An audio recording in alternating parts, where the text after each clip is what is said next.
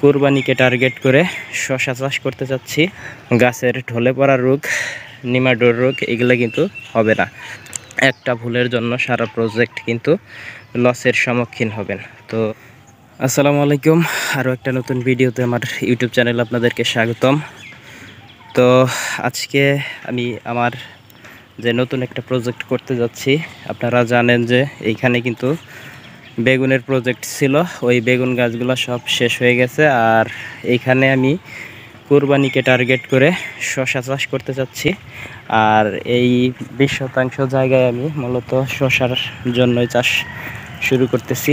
তো এখন বর্তমানে আমার এই প্রজেক্টে হাল চাষ দিয়ে এবং কি ব্লিচিং চুন সব দিয়ে আজকে এই জমিটা প্রস্তুত করা হবে।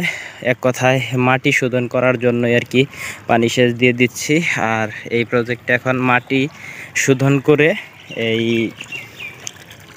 পানি দিয়ে 7 দিন রেখে দেব এবং 7 দিন পর এই প্রজেক্টে রাসায়নিক সার দিয়ে পুরা জমি প্রস্তুত করব ইনশাল্লাহ। তো প্রস্তুত করে এইখানে মালচিং পেপার দিয়েই শশা চাষ করব। তো কোরবানিকে টার্গেট করে এইখানে আসলে শশার জমি প্রস্তুত করা হচ্ছে। তো আপনারা সবাই আমার জন্য দোয়া করবেন, আমি জানি ভালো একটা প্রজেক্ট তৈরি করতে পারি আল্লাহর অশেষ রহমতে। আমার এই প্রজেক্টে কিন্তু বেগুন ছিল, সবার বেগুনে লস গেলেও কিন্তু আমার প্রজেক্টে বেগুন লস যায়নি, ভালো টাকায় ইনকাম করতে পারছি। তো সামনে যেহেতু কোরবানি, আর কোরবানিকে টার্গেট করেই এই প্রজেক্টে আমি শশা চাষ করতে যাচ্ছি। মূলত এই প্রজেক্টে শশা চাষ করব এবং কি শশার পাশাপাশি করলা চাষ করব সাথী ফসল হিসেবে। আপনাদেরকে আমার চ্যানেলের মাধ্যমে দেখিয়েছিলাম যে লালচান ভাইয়ের প্রজেক্টে কিন্তু তিনারা শশার সাথী ফসল হিসেবে করলা চাষ করেছিল।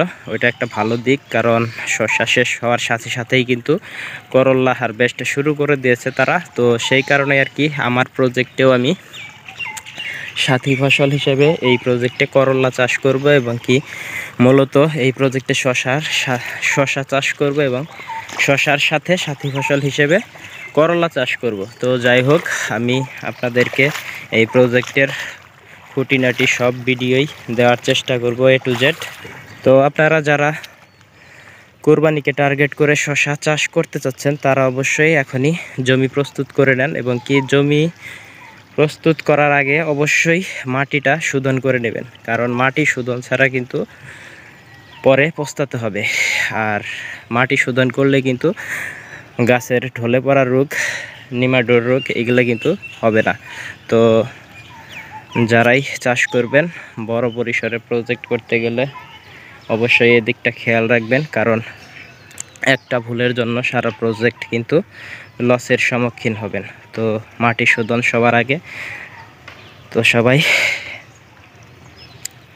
শশার প্রজেক্ট, যে কোনো প্রজেক্ট করতে গেলেই মাটি শোধন করে নেবেন এবং কি যেই প্রজেক্টে 2-3 বছরে কোনো চুন ব্যবহার করা হয়নি ওই প্রজেক্টে অবশ্যই চুন ব্যবহার করবেন, কারণ চুন ব্যবহার করলে মাটির যে ক্ষমতা ওটা ফিরে পায় এবং কি ফসলও ভালো হয় ওই জমিতে।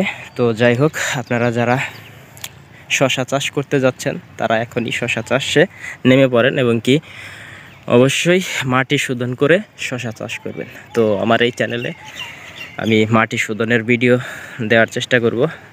তো সবাই ভালো থাকবেন, সুস্থ থাকবেন, আর আমার চ্যানেলটি সাবস্ক্রাইব করে সাথেই থাকবেন। আল্লাহ হাফেজ।